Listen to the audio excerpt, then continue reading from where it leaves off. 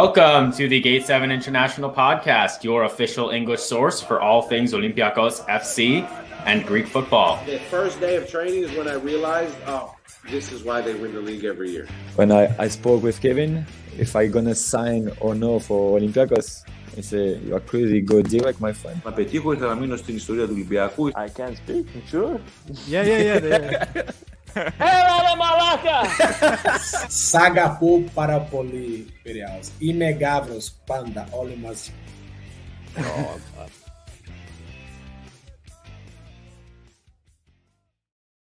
What's happening, guys? Gate 7 International. This is Adi here, rolling solo today, unless maybe somebody's going to join me. I'll open the lines up, so hopefully I'm not solo here too much longer.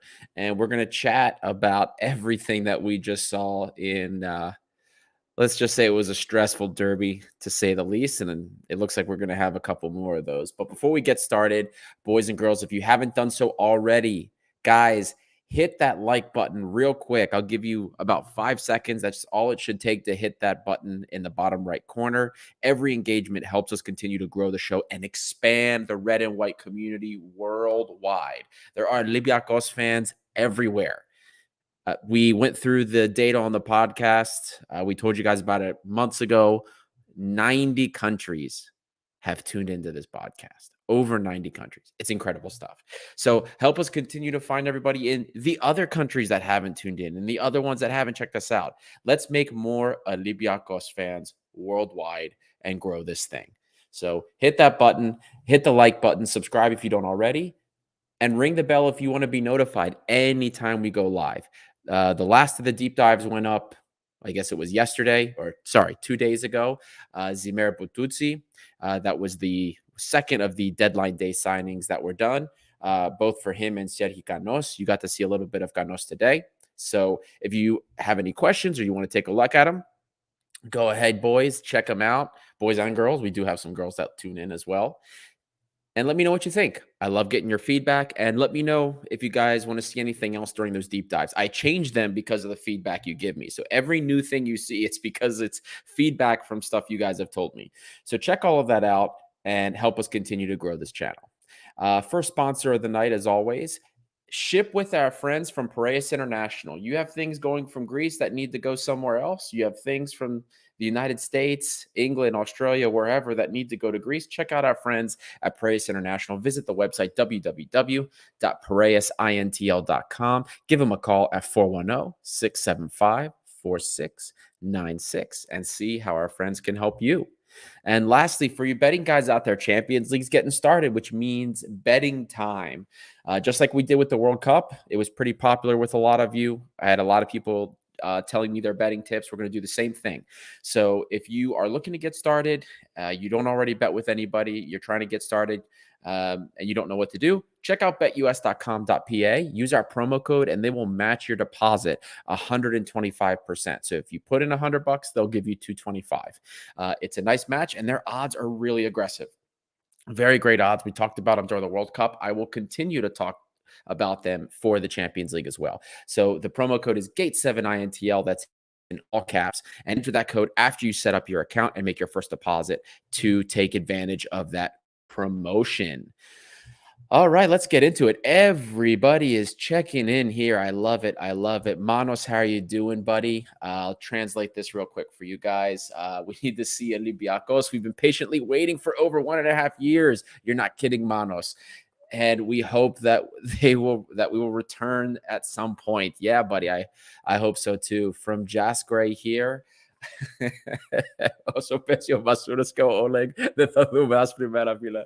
Yeah, when Masuras and Oleg, when you see them, we don't see. I don't have a better translation than the white days. I like that. As primera. I like that, Jas Gray. Everybody checking in. TF91, good to see you too, buddy. Good to see everyone. Vagulas 12. Oh, everyone's checking in. I love it. I love it. I love it. Gus Drax here, my man with the guitar. Good evening, Adi. Bad performance today. Paskalakis and Socrates being our best players. Yeah, we're going to get into all of that, guys. But before, I wanted to touch on something really quick because I found this whole situation to be pretty hilarious. Atromiros versus Ike was postponed. I'm sure everybody saw it.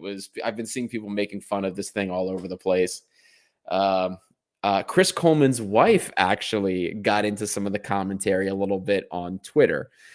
Basically, from what I've seen now, of course, after the Olympiakos match, reading everybody's articles about it, what happened was it looked like there were complaints actually about the goalpost being uneven. And at one side, apparently, it was like 1 centimeter too large. And then I guess when Thrylos tried to fix it, that was like a few centimeters too short. So then I guess they postponed the game. Make of that what you will. I'm not going to make a mountain out of a molehill here. I do find it a little bit hilarious. I find the timing a little bit interesting as well, but we're not going to touch on that too much. But as it stands, that could, if the game is awarded, apparently because of this and because of Thrylos not being ready for the game, this is something that could see Ike awarded 3 points, free 3 points basically. And of course, a closer clinch to first place and going into the playoffs. So we'll see how that pans out. But what we're here always to do, guys, is to focus on us, focus on what we did and what went wrong. And it was a 0-0 in Toumba. Always tough when we go there, always tough when we play against PAOK. But there's a lot of questions. If you looked on social media afterwards, actually looking at some of the comments here, you would have thought that this was a loss. And I understand why, because with playoffs coming up, with the way that things were, it really made you feel a little bit worried about the playoffs. I mean, here we are. We talked about how running 3-10s and the system we've been running, it was working against the bottom feeders of the league, the mid-table teams of the league. But once we got to the big teams, the concern was, can we do this in the postseason? Is this something that we can use against the bigger teams? And we saw against Aris, it was tough. Sure, we had the victories, a draw and 2 victories against Aris, but it wasn't easy and it didn't look good. Well, here we go against PAOK, again, another really tough opponent. Not the best opponent, I believe, in the league so far, but a very tough one. And look what happened. Kind of looking back on what we saw in the match, in the first half, we didn't do ourselves any favors. If you guys look, we were kind of messaging this on social media as well. We kind of started off, I want to say a mid block, but it wasn't. It was a little bit lower than a mid block. We were kind of sitting when PAOK was getting forward. There were times we were sitting deep in our half, which is weird. I've never known Olympiakos to be like that against a Greek team, any Greek team for that matter. Doesn't matter when. And we didn't do ourselves any favors. I mean, we were letting them come in deep. We weren't really going after the ball that much, and they were really taking it to us. In the first 10 minutes, I think PAOK was about almost 3 or 4 shots on frame, and they were scary shots. Couple of them in which Paschalakis had to bail us out. Good, another great game from Paschalakis. A worrying trend when your goalkeeper is arguably man of the match for 2 games in a row. We'll get to the man of the match stuff later. But we really didn't do ourselves any favors in the first 10, maybe 13 minutes. Now, we started to kind of hold the ball a little bit better, get the ball forward, and then even press a little bit better after those first 13, 15 minutes. And it gave us a little bit of breathing room. When we were getting forward with the ball, when we were pressing them and elevating players up the pitch, they were making mistakes. And it really seemed like, in the middle 25,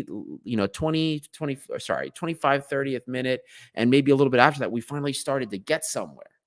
And it really felt like if we had made a couple of positive changes going into halftime or after halftime, that maybe we could have turned this around. But then, of course, in the second half, it was a little bit more of the same. PAOK continued to have opportunities. And at one point, it literally just seemed like Michel just was ready to. It doesn't seem like it was. He shut up shop and was happy to just get the draw. And that was really how the context of the game was. And I want to read a comment because I've already seen comments like it. This was a comment from, I think the @ was Bayesian Logic here. I'm just going to pull it up real quick for you guys. This one really made me chuckle. And so it was from Bayesian logic. I don't know how to, it's a Bayesian theorem, Bayesian underscore logic, but he said, we are doing excellently considering that our left side, Oleg and Masouras, are doing everything in their power to either help box offense or to turn off ours. I'm sorry, guys. That just made me chuckle, so I had to share that with you. Bayesian logic, if you are in the comments here, go ahead and chime in, my friend. That was hilarious. But yeah, it was more the same from Oleg and Masouras. Unfortunately, I can't really say that Pep Biel did much better on the other side. Masouras maybe didn't do anything with the opportunities he had. He wasted every single one of them, anything we did. Maybe he had a lot of back passes, but at least he had some. Biel, he tracked back a little bit, but man, I struggled to find a lot of positivity coming from his side as well. This whole issue with the wingers that we have is really, really, really, it's troubling. It's troubling. And it concerns me. This whole thing concerns me moving forward because I don't know how this is going to go when we get to the playoffs. I mean, this is a team, and we've talked about this before. I've talked about this with you guys. I know Costas brought it up. A couple people have brought it up.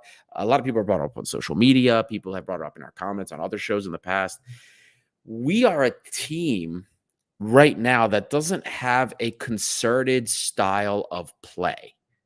And if you disagree with me, please, by all means, enter your opinion here. In fact, before I forget, now that we've gone through kind of like the major points with some of the post-match I wanted to get into, a summary of the game, that is, I'm going to drop the link here. So if any of you want to share some of your thoughts with me live, the link is here. Join me. We can have a chat. That way I don't have to talk this whole time myself. It would be lovely. But if not, no pressure. You come on here if you're feeling it. Yeah. If not, no big deal.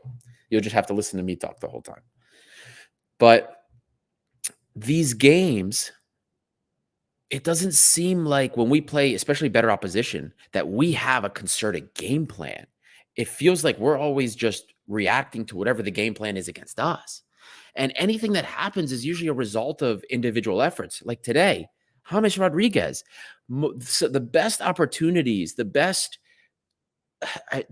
balls going into the penalty area, the most meaningful transitions into the final third were all coming from James. Beautiful through balls. I mean, amazing strikes from over 25 meters. I mean, those were opportunities today. I think we had one shot on target all game, while PAOK had almost 20 shots. What was it? About 10 on target. I'll consult Sofa score for that in a second. But God, that's not good. Even away to PAOK, this isn't just like Manos's first comment that I read. This isn't Olympiakos. We've been waiting 1.5 years for an Olympiakos that can start to play ball and dominate people any part of the field. No, this is a different animal. This is a wholly different animal here. So the concern is what's going to happen when we get to the playoffs. Hell, we won't even look that far ahead. What's going to happen against Ike? We have Ike coming up in the Kipelo. Are we going to survive 2 legs against Ike like this? Are our individuals going to be good enough to propel something against Ike, who, if you guys remember, dominated us in our castle? Unheard of.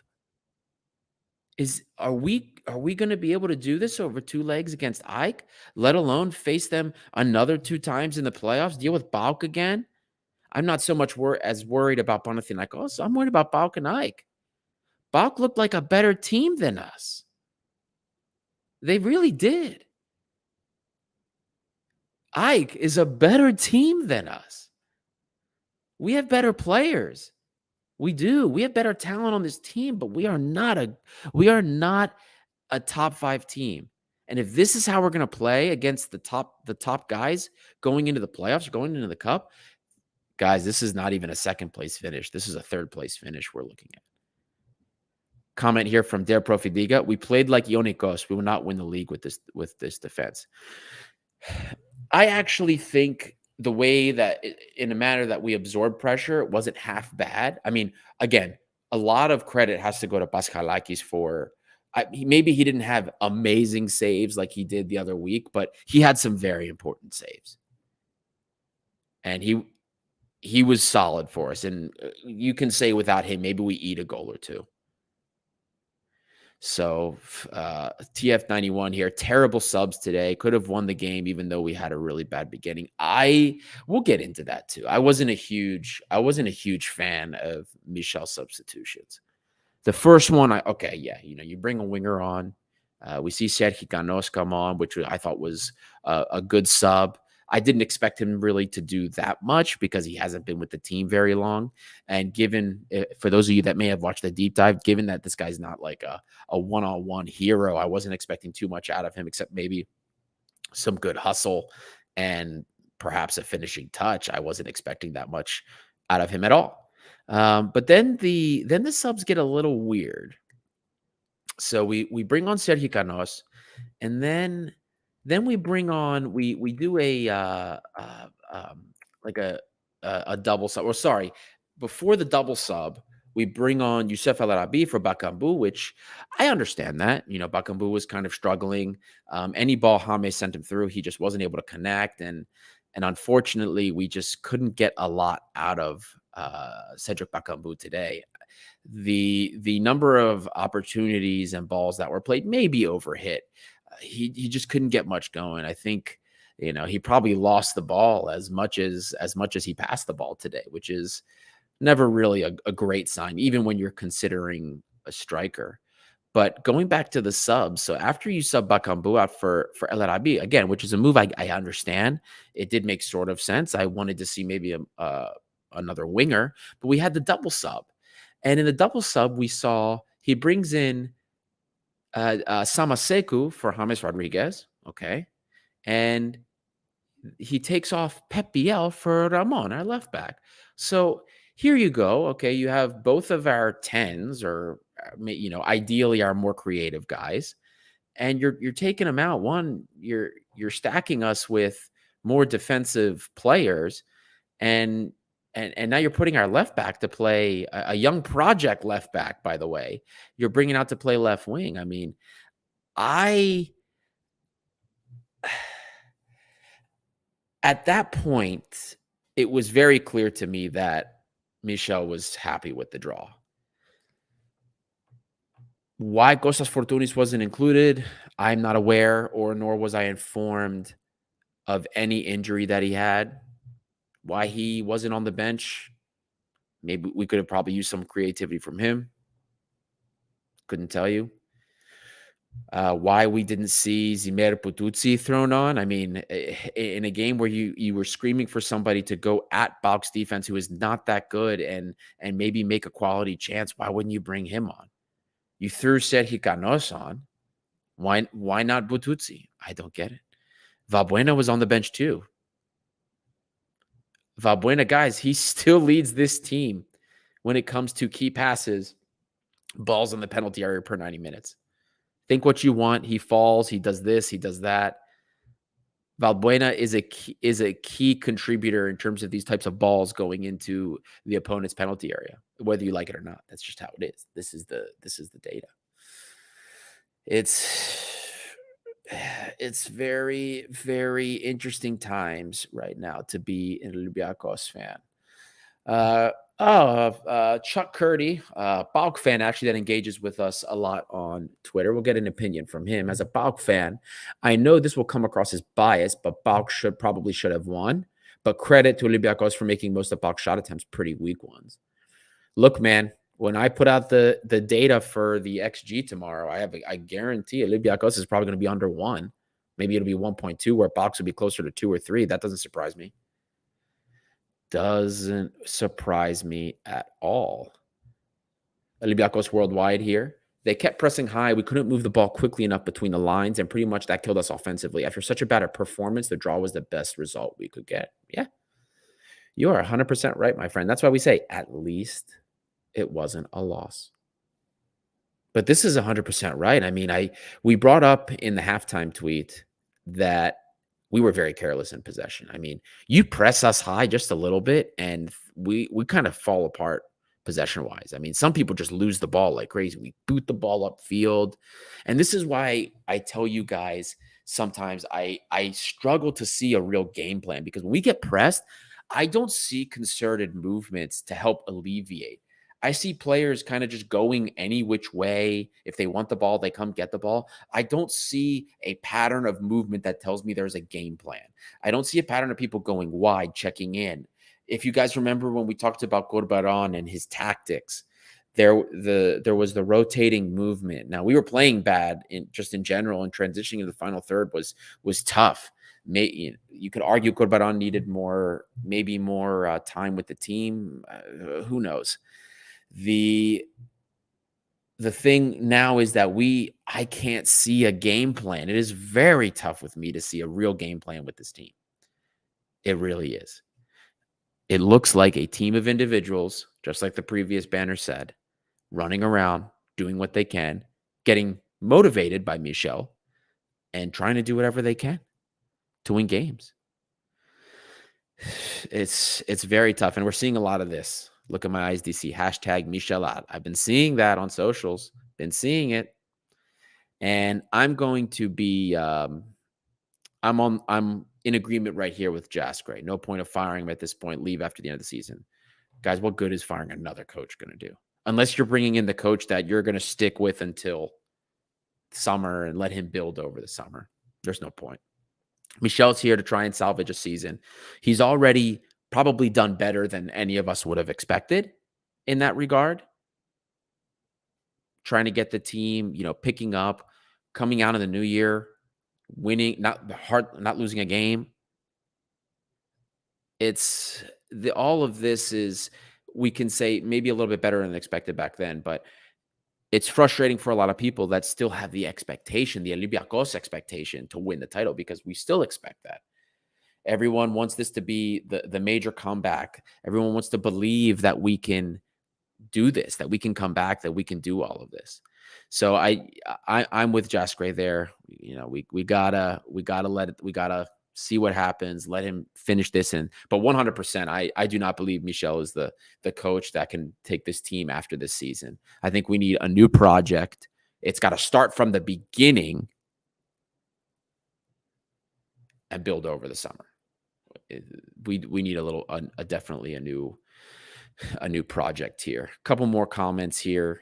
I'm going to try and get to as many of your comments as I can, guys. Efthimis Pop, one cannot contradict football logic. While people are comfortable blaming everything on Oleg and Masouras, Senor Michel still insists on a midfield in which one guy runs while the other two walk. The setup today, well, I'm going to put it this way. I hear what you're saying, and I know who you're pointing this at. The first one is obviously James Rodriguez. The guy can't run as much as other guys can, we should say. Imbam Huang is the one going box to box. Yanem Villa can move up and down the pitch, but since he's been at Olympiakos, his role, doesn't matter what coach is here, has been more or less the same. He is an anchor. He's a pivot point between the defense and everybody else moving forward. So that shouldn't surprise anybody by now, because when he wasn't playing and Bouchalakis was playing, it was more or less the same thing. That's why you couldn't have those two on the position at the same time. They occupied the same spaces. So, but I get what you're saying. And with James, there isn't a lot of movement, and that frustrates a lot of people. But at the same time, James, somebody said in our WhatsApp chat between the other hosts that James is as much a blessing as he is a curse. And I'm going to elaborate on that because with this comment here that you see from Efthimis, it makes a lot of sense, because he was arguably the only creative aspect of anything going into the final third of the penalty area today, whether it was a shot or him playing a ball into Bakambu. But he also can't move. He doesn't run or move as fast as we would like him. He's not as mobile. And then we end up moving a guy like Pep Biel over to the wing, where he's much less effective. He's much more effective either sitting behind the striker or as a false nine. So it is frustrating. It is frustrating. And I know I've seen a lot of people calling for Samaseku and saying maybe Samaseko needs to be playing a little bit more. Samaseko, again, is not a like for like from M'Vila. He's a traditional 6.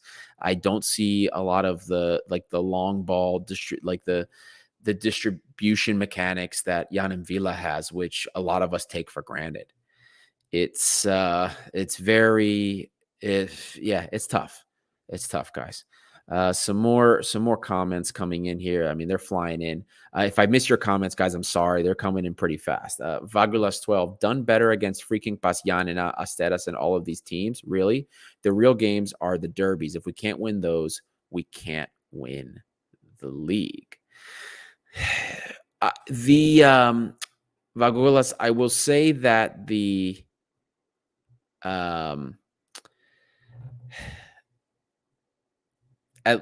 comparison, at the very least, the improvement is that in the first half of the season, we couldn't even do anything to those teams either.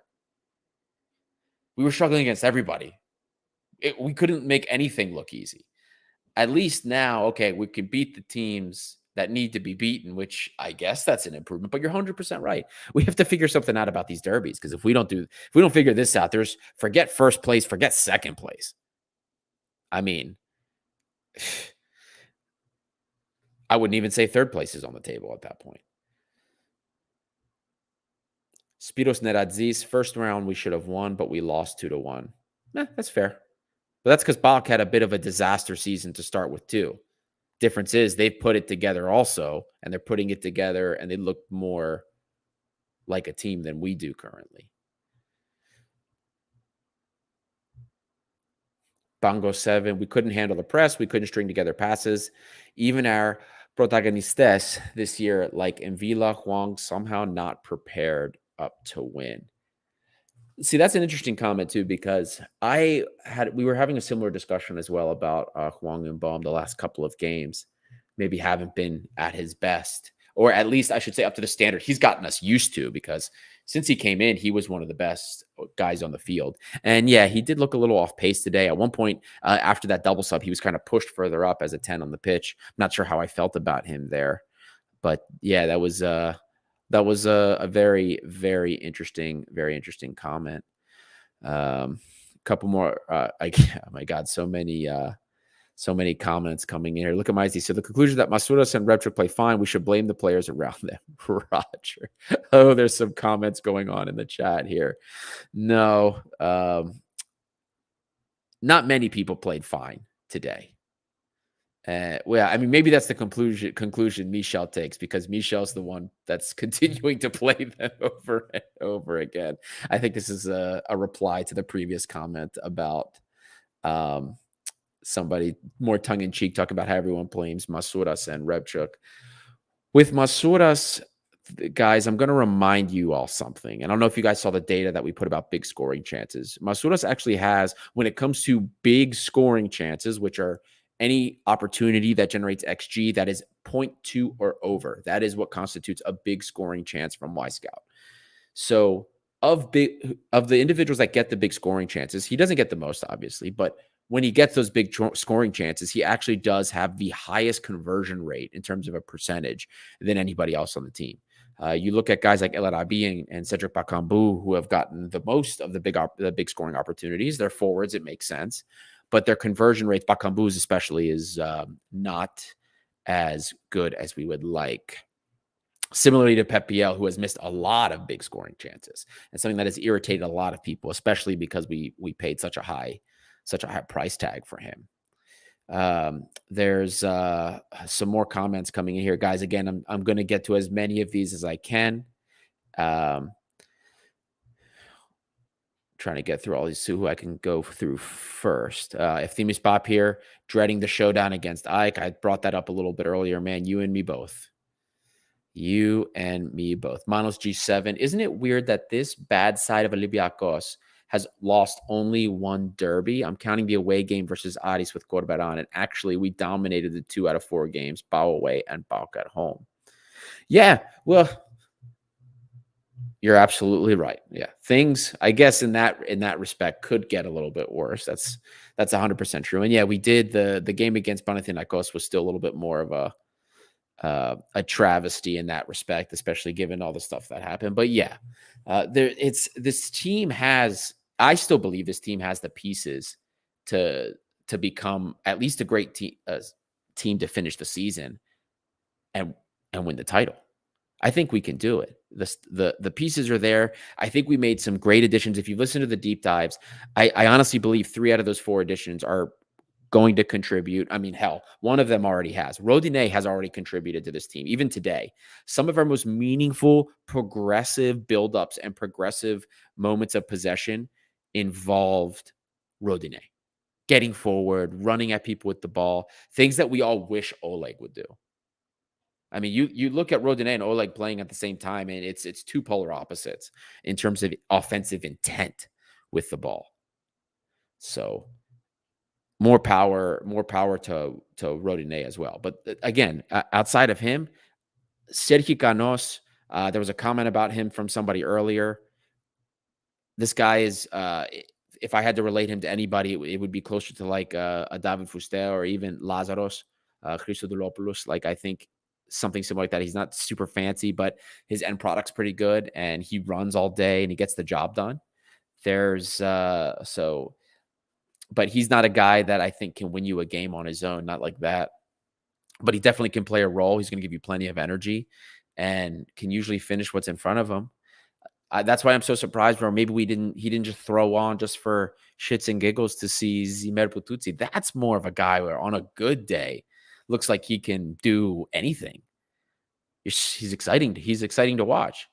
Inconsistent at times, yeah. Had pretty good numbers last year, maybe not such good this year. But if you guys look at the data from the deep dive, I mean, the stuff that we need out of a winger that we didn't get from Josh Ballard, that we didn't get from Conrad De La Fuente, that we didn't get from, well, I guess Abubakar Kamara is more of a striker, so we're not going to count him. But things that we didn't get from any of our wingers, he looks like somebody that we can maybe get that out of. So that's why I'm surprised we didn't see him. Maybe he wasn't ready. Maybe Michel was worried about health or something. Who knows? More comments coming in here. Pango 7, not to take away that they're, parenthesis, and Villa and Huang, both superb players, but the fact that even they look poor today says something about how we prepared for an approach today. Yeah, 100%. Absolutely. And if nothing else, I think today showed that this team maybe isn't as lion-hearted as we've become accustomed to Olympiakos being in these derbies. Because especially in that first half, we played scared. We did. There's respect and there's scared. Respect is not taking a lot of chances. Respect is being cautious. But going deep, low block, mid to low block is scared. Panicking under pressure, giving the ball away a lot, just kicking the ball, passing it back to the center back and launching it up the field, scared, disrupted, uncomfortable. That's what today was. And that's not good. That's not good. The unfortunate thing is PAOK, we can even say over the course of the last maybe couple of years, well, this last season with Pedro Martins and maybe even this season, Lucescu, at least right now, has the mental edge over us. And he's going to play all those games, be the loudmouth. It's on us to get that lion heart, that lion instinct back so that we can shove that back down his throat. Because there's not, I don't think there's another coach that really irks me like Lucescu. Lucescu is one of the worst for me. He annoys me more than anybody else, but that's good. You know, that's what you want in a coach because it takes some of that off of your players. So, well, we're going to have to see what's going to happen in the future with that. We've already broached this topic a little bit. But today was another day that this team was exposed by that width. You guys have already brought up Masouras and Oleg. I don't even have to talk about that much anymore. Everybody already. It's the same brigade of people that defend him, and it's the same people that don't like him. Nobody's opinion is going to change. At this point, it is what it is. Oleg is who he is. You either accept it or you don't. Masouras is who he is. You either accept that or you don't. Both of them have context with which they can succeed, and neither one right now is getting we're getting the best use out of.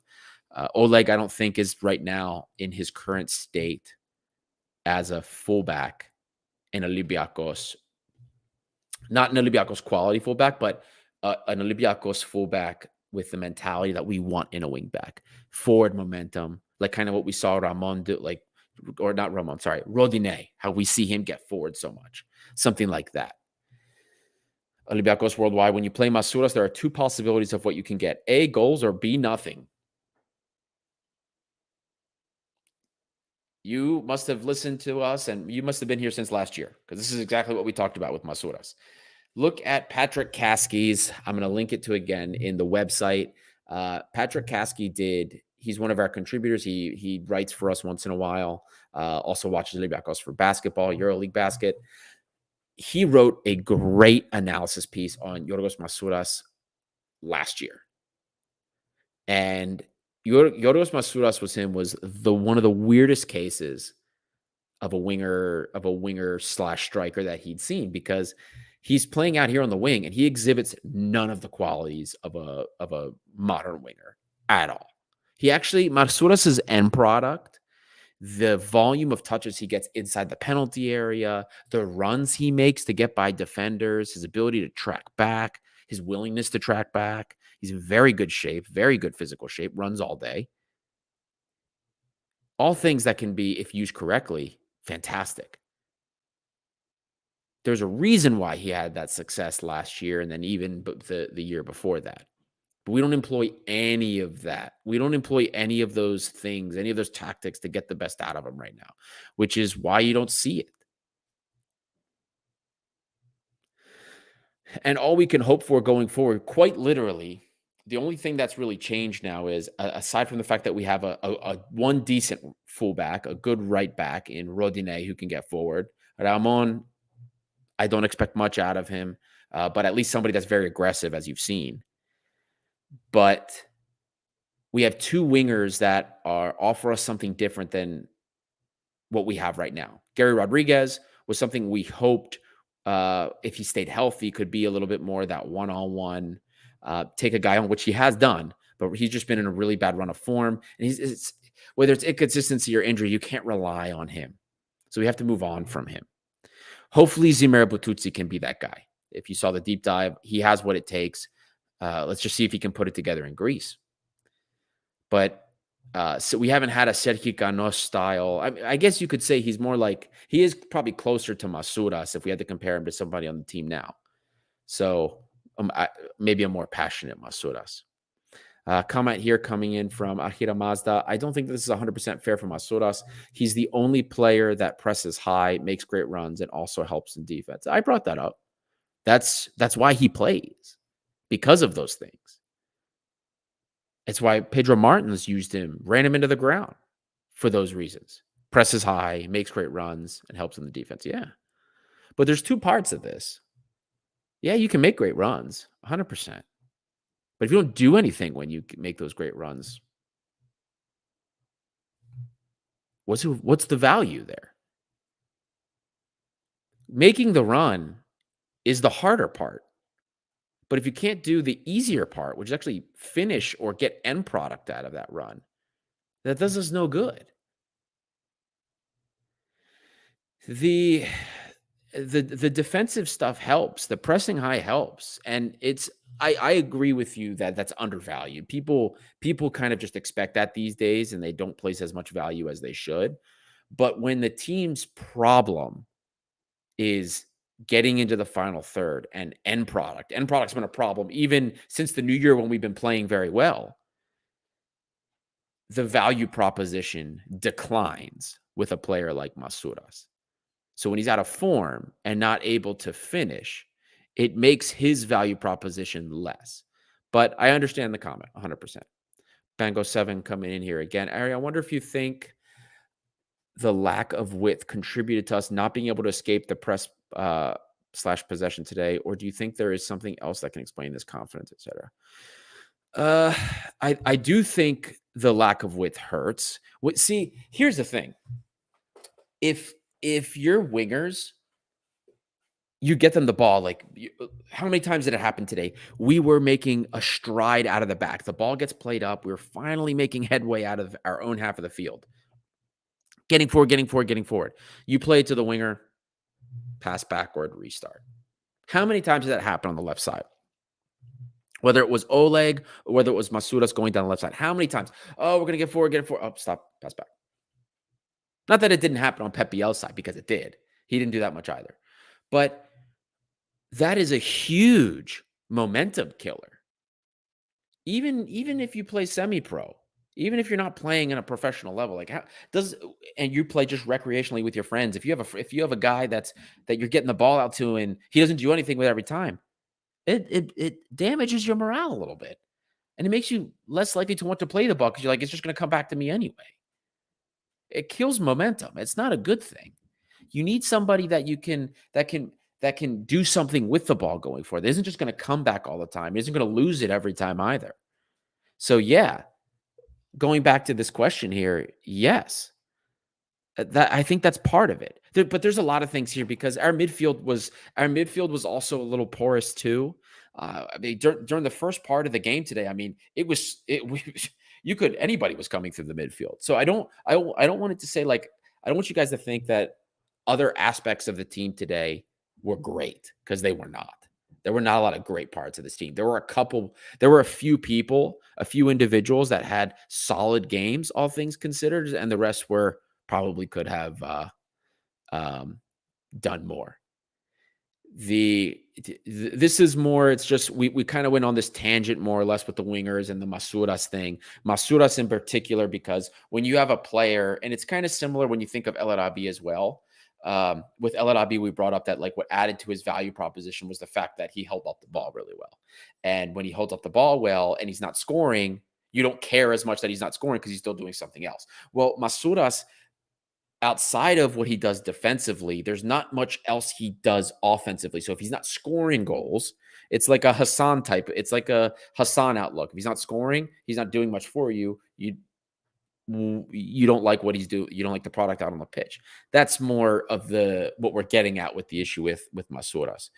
Yorgos Moutsouris here. Apart from maybe Fortuny, we have absolutely no one else who offers the creativity that James offers. Why people single him out over the other obvious weak points in this team, I will never understand.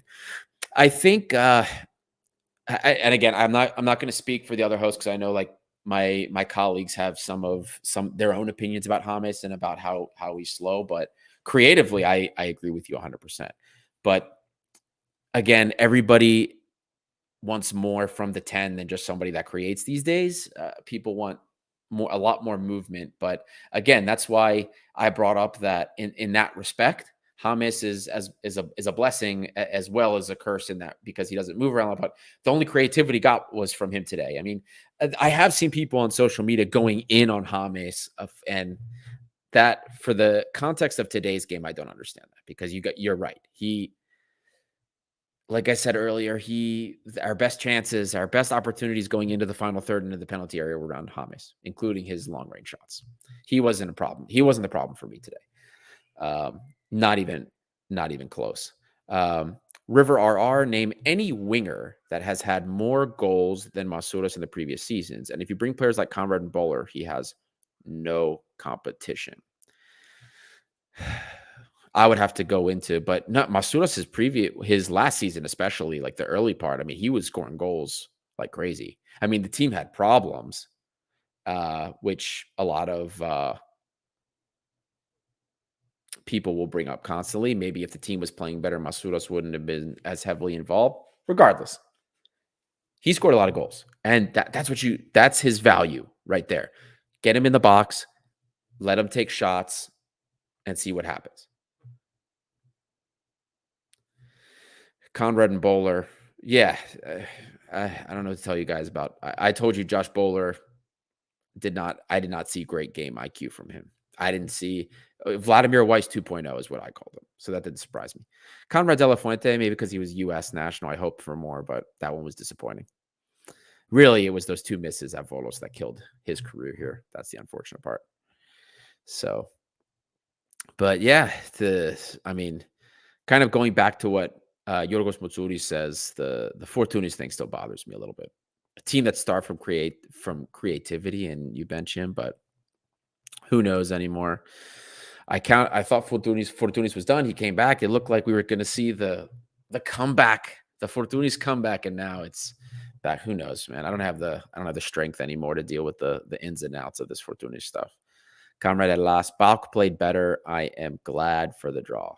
It's not a loss, my friend. It is not a loss. I mean, in a way, the draw didn't really do anybody any favors because Ike's probably going to get 3 points, and then that's going to push them even. What'll that put them at now? 7 points ahead of us? Yeah, there. I got the table up right here.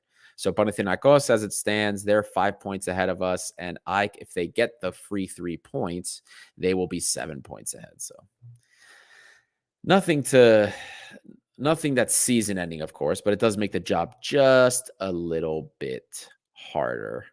And for those of you, I did see that we did get some questions about Costa and about whether or not he was injured. He wasn't injured. We had no information. I brought this up earlier. There was no information that we received that he was injured in any way, shape, or form. So what's going on there is beyond us. But if we get any information, as always, guys, we will inform you and let you all know. So we're coming on just over 45 minutes here. I'm rolling solo. So we're going to start closing up, and we'll get started with that last segment. Man of the match, coach's grade. Guys, those of you that are in the chat, drop your man of the match and give me your coach's grade. I want to see what you guys are saying. I'll give you my opinion, but I want to hear yours as well. Drop them in there, and let us know who your man of the match was today. I have a feeling it's going to be the same one. Costa's usually the one that does the polls for YouTube. I always forget how to do it. So just drop in your comments. Let me know who you guys like. I think I know you guys probably agree with me in this respect, but my man of the match today is going to be Paschalakis. Usually I always tell you guys who's the guy that put us in the best position to win. And for me, I don't think anybody really put us in the best position to win outside of maybe James with his key balls. But Paschalakis did, of course, probably the most to keep us where we were. And I'm not going to be surprised if when I look at the stats tomorrow, PAOK has an XG that's close to 3. Maybe at the very least, I'll say over 2, because they had a couple of very tight chances. And some of you coming in. Look, Paschalakis seems to be the this is 2 times in a row now, guys. Like, how great. What does that tell you? 2 games in a row when your MVP is the goalie. It's not good, but good. Again, hats off to him. I'm eating my words. I wasn't excited about Olympiakos signing him. He's proved me wrong, and I'm so happy for it. It never feels bad to be proven wrong like this when you have a player that does it in such spectacular fashion. So I love it. Absolutely love it. Now, the coach's grade for me is definitely not going to be a good one. I will say, though, I wasn't super upset with how the game started, because you can't expect somebody to do anything drastic. I didn't expect any of the new wingers to start. I didn't expect to see anything crazy. And we saw, kind of what we saw before. We saw the same back line, Rodinei, who's been an instant impact since he's joined. Oleg, he's not going anywhere. In Villa, Huang and Baum. And Baum, as I mentioned to you guys before, has probably been, of the summer signings, probably, if not the best signing we made over the summer, one of them. And James Rodriguez, same, that same midfield trio. And then Pep Biel on the right, which has been the same pretty much since the new year started. Masouras has started now. I think this is the 3rd game in a row that he has started on that left side with Bakambu up front. So no changes, really, and I expected that. It was kind of a toss-up maybe if we'd see the 3-10s, but since that spectacularly did not do well against Aris, well, no surprise we didn't see it. But what bothered me was really the changes, the things, because he didn't change really much that seemed to have an effect on anything. I mean, the Sergi Canos change, I understood that. You brought in one of the new wingers. Why not? El Arabi change for Bakambu. I get it. I get that too. Bakambu wasn't doing too well. You're going to bring another guy on. But the changes after that, and why he didn't maybe bring on Zimer Bututsi is another one that's beyond me. At that point, let's see something. You don't have Kostas Fortounis, so we don't have a lot of creative options on the bench as it is. You brought on Valbuena. You have Valbuena in the team, who is a leader. I brought it up earlier in the show. I'm going to say it again. A leader when it comes to any kind of service in the penalty area of the final third. You left him on the bench too. You brought on another defensive midfielder to pack it in, and you brought on Ramon out of position at the wing, pushing him up. I hate seeing us repurpose fullbacks as wing. It's really getting old. So I'm gonna give Michel for this game. I'm giving him a D. I don't think this was a very well managed game. C- D. That's where I'm at with how the game was. And I understand full well Toumba is a very difficult place to play. It is difficult. It sucks. Coming out with a point, it's better than I expected, at least. I thought we were going to get trashed when we went to Toumba. I'm going to be honest with you guys. They were a better team mentality-wise. I think they have a stronger mentality than we do. I was not feeling good about this game. So a draw is better than I expected, but it's still not what we needed. A couple more of you guys putting your man of the match choices. It pretty much is a resounding C, C-, F. Here, I'll just start pulling it up. Kostadinos Stefanokoudis. Give us your coaching grade too, buddy. You left that one out. Paskalakis, Achilleas Beos, Paskalakis. I hear Mazda Paskalakis, and a C for Michel. Comrade Elas, Paskalakis saved a lot of chances. I think that's a good MVP choice. I'm with you there, buddy. Give me your coach's grade too, guys. Oh, here we go. Kostadino, F. I'm not going to disagree with that, my friend. That's not a bad shout. Pongo 7, Paskalakis, C- D+. I like that too. TF91, I think they had the momentum, but certainly not a better team. I guess we'll agree to disagree with there, man. I think they're better. They're definitely better than the sum of their parts. That's for sure. And they played with purpose. They had a game plan. Their game plan was to press us, choke us out, and it worked. They knew that they could disrupt our rhythm, and they did it. They got very physical with us. I think it worked.